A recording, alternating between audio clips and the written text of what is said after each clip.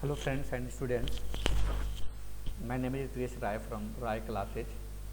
आज की video lecture में मैं डिस्कस करने जा रहा हूं कि जो सिलेबस चेंज हुआ है आईपी यूनिवर्सिटी का, न्यू स्कीम आई है।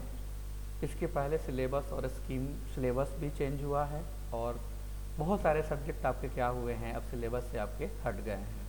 तो न्यू स्कीम क्या है, न्यू सिलेबस क्या है, सिलेबस में मॉडिफिकेशन क्या हुआ है, किस तरीके से आपको चीज़ों को करना है, किस तरीके से चीज़ों को पढ़ना है, क्या क्या चेंजेज आए हैं, हम आज इसको डिस्कस करने में जा रहा हूँ। जो फर्स्ट सेमेस्टर है आपका, है ना, फर्स्ट सेमेस्टर में जो सब्जेक्ट है आपके क्या क्या चलेंगे। पहला है कोड, भी आपका चेंज हो गया है। इन दोनों में से कोई एक चलेगा, any one of the following programming in C, या तो प्रोग्रामिंग इन सी चलेगा या फिर आपके क्या चलेगा, अप्लाइड केमिस्ट्री। मतलब इन दोनों में से जो थ्योरी पेपर है आपके, ये जो कोड है आपका ES 101 एंड BS 103, ओके, इन दोनों में से फर्स्ट सेमेस्टर में कोई एक पेपर चलेगा।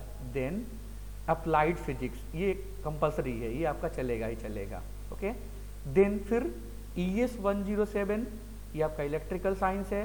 पहले ये आईपी यूनिवर्सिटी के सिलेबस में इलेक्ट्रिकल टेक्नोलॉजी के नाम से सब्जेक्ट था, अभी सब्जेक्ट का नाम भी चेंज हो गया है, electrical science. Second one is environmental study. इन दोनों में से कोई एक पेपर आपका फर्स्ट सेमेस्टर में चलेगा। सिमिलरली इन दोनों में से कोई एक पेपर आपका फर्स्ट सेमेस्टर में चलेगा। Then next one is HS 113 group 1, जो भी ग्रुप बनेगा 1 या ग्रुप 2, ग्रुप 1 या ग्रुप 2 शैल बी ऑफर्ड। पहला कम्युनिकेशन स्किल चला लो आप, या फिर ये डिपेंड करता है कौन सा कॉलेज कौन सा सब्जेक्ट को प्रीफर कर रहा है। ये हार्ड एंड फास्ट रूल नहीं है, जिस कॉलेज को जो सूटेबल होगा उसके अकॉर्डिंग आपका क्या करेगा, जहाँ पे भी ऑप्शनल सब्जेक्ट है उसको प्रीफर करेगा। Then Indian constitution, human value studies. अब या तो कम्युनिकेशन स्किल चला लीजिए, फिर या आपका ये सब्जेक्ट चला लीजिए। ग्रुप 1 एंड ग्रुप 2 का मतलब है कि एक ग्रुप में आपका क्या होगा, इलेक्ट्रिकल होगा, तो दूसरे पे क्या हो जाएगा आपका इंजीनियरिंग मैकेनिक्स होगा, ओके। नेक्स्ट वन इज जो है आपका, ये आपके कंपलसरी सब्जेक्ट है मैन्युफैक्चरिंग साइंस। मतलब ऑप्शन कहाँ कहाँ पे हैं, या तो कंप्यूटर प्रोग्रामिंग चला लें, या अप्लाइड केमिस्ट्री, या फिर इलेक्ट्रिकल साइंस चला लें, या फिर इन्वायरमेंटल स्टडी। हाँ, अप्लाइड मैथमेटिक्स यही कंपलसरी सब्जेक्ट है। और ये आपके फर्स्ट ईयर के फर्स्ट सेमेस्टर के लिए दो सब्जेक्ट बहुत ही इंपॉर्टेंट है। पहला है आपका अप्लाइड मैथमेटिक्स, बहुत ही इंपॉर्टेंट सब्जेक्ट है, बहुत ही अच्छे से पढ़ना है इसको। देन आपका क्या है, इलेक्ट्रिकल साइंस, ओके। बाकी आप फिजिक्स केमिस्ट्री ऑलरेडी 12th में पढ़ के आए हो तो आपके लिए इजी होता है। बाकी हर सब्जेक्ट का एक अपनी इंपॉर्टेंट रोल है, बट फर्स्ट सेमेस्टर में applied mathematics and electrical science ये बहुत ही इंपॉर्टेंट सब्जेक्ट है, ओके। तो 3 कंपलसरी सब्जेक्ट है जो चलेंगे। Applied physics 1, applied mathematics 1 and manufacturing process. इनमें कोई ऑप्शनल नहीं है, इन दोनों में ऑप्शन है, या तो आपका प्रोग्रामिंग सब्जेक्ट चले या केमिस्ट्री चल जाए, फिर इन्वायरमेंटल चल जाए या इलेक्ट्रिकल स्टडी चल जाए, सेम कम्युनिकेशन स्किल चले, या इंडियन कॉन्स्टिट्यूशन आपका ह्यूमन वैल्यू चले, ओके। अब सबकी वैसी लैब है, लैब फिजिक्स की लैब होती है, सिमिलरली प्रोग्रामिंग की लैब होती है, अप्लाइड केमिस्ट्री की लैब होती है, इंजीनियरिंग फिजिक्स 1। देन आपका या तो जो भी सब्जेक्ट चलाएंगे आप, इलेक्ट्रिकल लैब चलाएं, इलेक्ट्रिकल की थ्योरी सब्जेक्ट होगा तो इलेक्ट्रिकल की लैब का पेपर होगा।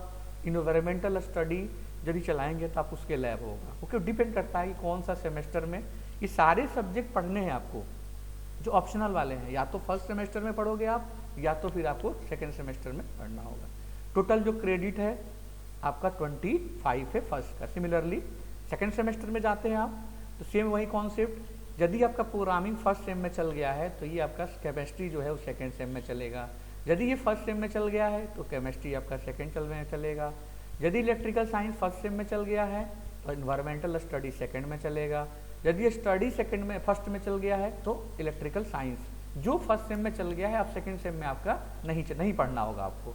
सिमिलरली अप्लाइड मैथमेटिक्स 2 ये कंपलसरी सब्जेक्ट है, इसमें फर्स्ट में भी पढ़ना है और सेकेंड, दोनों का अलग अलग सिलेबस है।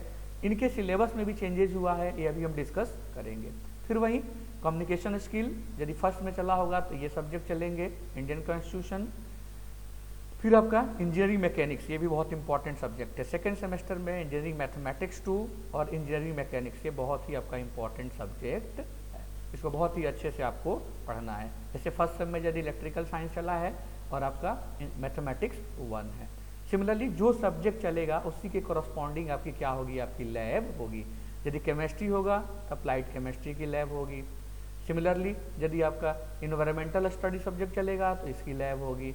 ये वर्कशॉप की लैब आपकी यहाँ पे क्या है, अलग है। जो भी थ्योरी पेपर होंगे उसके करस्पॉन्डिंग लैब उस सेमेस्टर में आपको पढ़ना होगा, करना होगा। और आपके 8 एक्सपेरिमेंट, आपको 10 से 12 लिस्ट दिया होता है एक्सपेरिमेंट, तो उसमें 8 एक्सपेरिमेंट आपको परफॉर्म करना है। आईपी का ये रूल है कि you have to perform 8 experiment. अब मैं डिस्कस करने जा रहा हूँ कि इलेक्ट्रिकल साइंस जो सब्जेक्ट है उसमें क्या क्या चेंजेज हुआ है। पहले क्या पढ़ना था, अब क्या हमारा सिलेबस में मॉडिफिकेशन हुआ है। इसके बाद नेक्स्ट हम सब्जेक्ट के और डिफरेंट सब्जेक्ट को डिस्कस करेंगे। पहले तो इस सब्जेक्ट का नाम ही चेंज हो गया। पहले था आपका इलेक्ट्रिकल टेक्नोलॉजी, अब इसका नाम है इलेक्ट्रिकल साइंस। अब कोड भी चेंज हो गया आपका। यदि फर्स्ट सेमेस्टर में बात करेंगे इसको तो ES 107 होगा, और सेकेंड सेम में यदि इसको पढ़ेंगे तो इसका ES 108 होगा। सिमिलरली आईडी, पेपर आईडी बोलते हैं इसको, 199107 199108। टीचर जो कॉलेज में इंटरनल्स होते हैं, असेसमेंट होते हैं, वो 25 मार्क्स के होते हैं। जो भी आपका एक्सटर्नल पेपर होता है आपका 75। इट मीन्स दोनों का, यदि इलेक्ट्रिकल साइंस की बात करें तो इसके जो टोटल मार्क्स हैं वो कितने हैं, आपके 100 हैं। ये इंटरनल है। एक कॉलेज में जो आपका असेसमेंट होता है, अटेंडेंस भी होता है, इसमें असाइनमेंट भी होता है, तो ये असेसमेंट के बेसिस पे 25 मार्क्स, कॉलेज में इंटरनल बोलते हैं इसको, और ये आपका एक्सटर्नल होता है 75 मार्क्स। ओके, जो हम चीज़ें डिस्कस करेंगे मेनली इस कोर्स की, जो सिलेबस का ऑब्जेक्टिव है, हम बेसिक इलेक्ट्रिकल इंजीनियरिंग के बारे में स्टडी करेंगे। RLC सर्किट क्या होता है, कैसे वर्क करता है, फिल्टर एंड मैग्नेटिक सर्किट क्या होता है, इलेक्ट्रिकल मशीन्स क्या होती है ना, इसके बारे में हम पूरे सिलेबस में डिस्कस करेंगे। इस कोर्स का क्या है, आपका ऑब्जेक्टिव है। आउटकम क्या है, आउटकम हम समझ पाएंगे कि किरचॉफ करंट लॉ क्या होता है, किरचॉफ वोल्टेज क्या होता है, रजिस्टिव सर्किट है तो कैसे उसको हम लोग सॉल्व करते हैं डिफरेंट थ्योरम से। फिर resistive, inductive and capacitive circuit की ट्रांजिएंट एंड स्टेडी स्टेट में कैसे एनालिसिस करते हैं, है ना। First order filter and magnetic circuit क्या होता है, इलेक्ट्रिकल मशीन को हम लोग कैसे डिजाइन करते हैं, ये सारी चीज़ें हम लोग क्या करेंगे सब्जेक्ट में डिस्कस सीख पाएंगे। अब आते हैं कि सिलेबस में क्या क्या चेंजेज हुआ है। पहले सिलेबस क्या था, अब क्या है। यूनिट 1 है, ये DC सर्किट है आपका, तो ये पहले था पैसिव सर्किट कंपोनेंट। ये नई चीज़ आया है, basic laws of electrical engineering, ये आपका पहले नहीं था, ये ऐड ऑन हुआ है। Similarly temperature resistance, coefficients, voltage and current sources, ये पहले था हमारा। सीरीज एंड पैरेलल सर्किट, ये चीज़ें नई ऐड हुई है। एंड पावर एंड एनर्जी, ये चीज़ें हमारी नई हुई है। मतलब क्या क्या नया ऐड हुआ है, basic laws of electrical engineering, जो भी आपके है ओम्स लॉ, है ना, जो भी लॉ डिफरेंट लॉ है, टेम्परेचर रेजिस्टेंस है, पावर क्या होता है, एनर्जी क्या होता है, बेसिक्स जितने भी आपके टर्म है, रेजिस्टेंस क्या होता है, इंडक्टेंस क्या होता है, कैपेसिटेंस क्या होता है, ये सारी चीज़ें इसमें आ जाएंगी बेसिक लॉ में।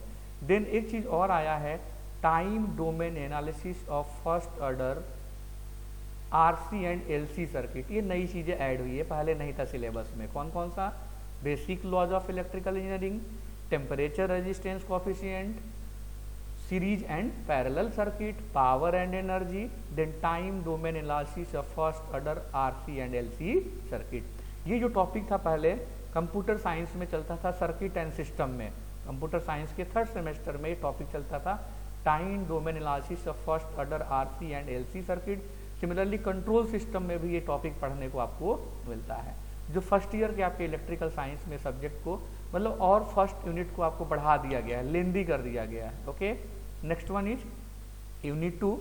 यूनिट 2 में है AC सर्किट, इसमें representation of sinusoidal wave form, ये पहले भी था, peak and RMS values, phasor representation, real power, reactive power, apparent power, power factor, analysis of single phase AC circuit consisting of R for resistance, L for inductance, C for capacitance, फिर इनका दो का combination, फिर तीनों का combination, ये सारी चीज़ें थी।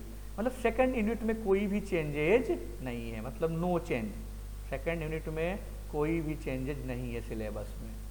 ओके, और फर्स्ट यूनिट में केवल और केवल हमें आपको पढ़ना है डीसी सर्किट, और सेकंड यूनिट में हमें केवल और केवल पढ़ना है एसी सर्किट। एसी में हाँ हमें दोनों पढ़ना है ना, single phase as well as three phase connection भी हमें पढ़ना है। मैं सिलेबस के पहले वाले सिलेबस का बेसिक आइडिया मेरे लेक्चर 1 में आप जाएंगे तो brief introduction of syllabus of electrical technology मैंने ऑलरेडी डिस्कस किया हुआ है। अब जो चेंजेस हुए हैं उसके बारे में हम लोग डिस्कस कर रहे हैं। नेक्स्ट यूनिट थर्ड है। यूनिट थर्ड में क्या किया कि जो पहले फोर्थ यूनिट थी, फोर्थ यूनिट को अब थर्ड यूनिट बना दिया है। पहले यूनिट फोर्थ में मशीन्स पढ़ना था, अब यूनिट थर्ड में सारी चीज़ें पढ़ना है, like DC generator, motor, principle of operation of generator and motor, ये नई चीज़ आई है। ये एड ऑन हुआ है speed control of shunt motor, ये सारे मेथड है, speed control of DC motor, flux controller, rheostatic controller, voltage control, speed control. पहले स्पीड कंट्रोल मोटर हमारा सिलेबस में नहीं था, अब स्पीड कंट्रोल है, बहुत ही इंपॉर्टेंट टॉपिक है, क्योंकि जो हमारा स्पीड जो है हमारा बहुत ही इंपॉर्टेंट रोल करता है किसी भी मशीन में, है ना। जैसे जैसे स्पीड बढ़ेगा तो वोल्टेज भी हमारा क्या होता है, बढ़ता है। जैसे जैसे स्पीड कम होता है वोल्टेज भी क्या होता है आपका, डिक्रीज होता है। ओके, उसके बाद प्रिंसिपल, ये था पहले भी, squirrel cage and phase wound rotor, starting of induction motor, direct online starter, synchronous machine, या स्टार्टर भी आपका एड ऑन हुआ है। ओके, अच्छी बात है, क्योंकि हमारे प्रैक्टिकल्स में है, प्रैक्टिकल्स में टॉपिक हमारे आते हैं कि हमारा 3 फेज जो इंडक्शन मोटर है वो सेल्फ स्टार्टिंग है, फिर भी हम लोग स्टार्टर क्यों यूज करते हैं, है ना। स्टार्टर और स्टेटर अलग अलग डिफरेंट है, स्टार्टर क्या होता है, स्टेटर क्या होता है, ये हम लोग डिस्कस करेंगे। तो ये चीज़ें एड ऑन हुआ है, speed control and starter of induction motor. Next one is unit 4। पहले ये ट्रांसफार्मर था आपका, फोर्थ यूनिट का पार्ट था।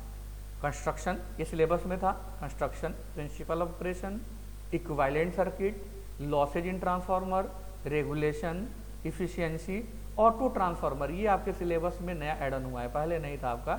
ऑटो ट्रांसफार्मर ये एंड 3 फेज ट्रांसफार्मर कनेक्शन, ये भी नहीं था आपका सिलेबस में, ये नया टॉपिक एड ऑन हुआ है।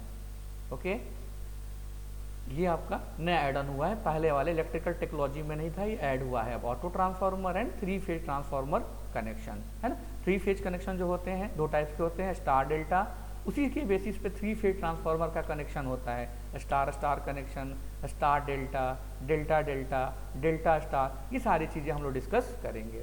फिर ये सिलेबस यूनिट थर्ड का सिलेबस था पहले, जो यूनिट फोर्थ हो गया।